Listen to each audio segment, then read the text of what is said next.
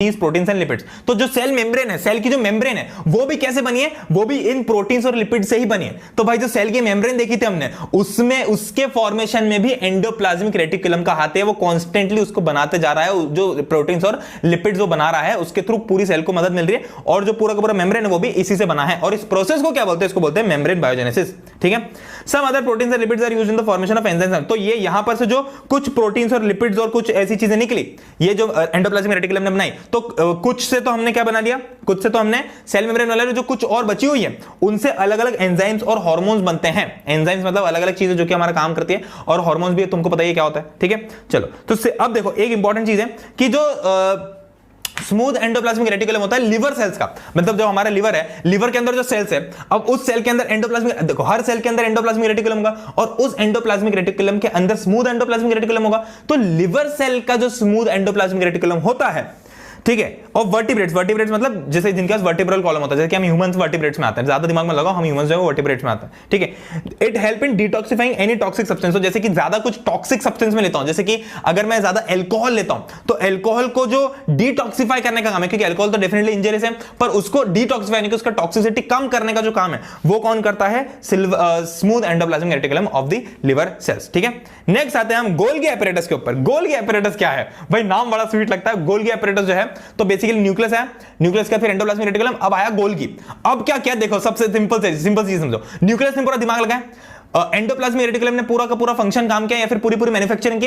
अब वो जो मैन्युफैक्चर उसने जो चीजें बनाई उनको ट्रांसपोर्ट कौन करेगा बाकी सेल्स में, तो ये ट्रांसपोर्ट पैक करना, ठीक है, उसका जो बिल्कुल डिस्पैच, जैसे अमेज़न से हम कुछ बुलाते हैं, फ्लिपकार्ट से कुछ बुलाते हैं, तो उसको पैक करने का, डिस्पैच करने का काम कोई करता है ना, तो यहां पर वो काम गोल्गी एपैरेटस कर रहा होता है। It is the transporter and packer. इसका स्ट्रक्चर कैसा होता है, ठीक है, इसका स्ट्रक्चर की नहीं एनसीईआरटी की लाइंस है। It consist of a system of membrane bound vesicles, flattened sacs, ठीक है, SACS मतलब इसका मतलब होता है बोरा, बोरी, बोरी होती है ना, बोरी तुमने देखे उस टाइप के, तो ये फ्लैटेंड है। ठीक है, फ्लैटेंड बोरी मतलब बोरी को मैं ऐसा फ्लैट बना दो तो कुछ इस तरह के दिखेगी। ठीक है।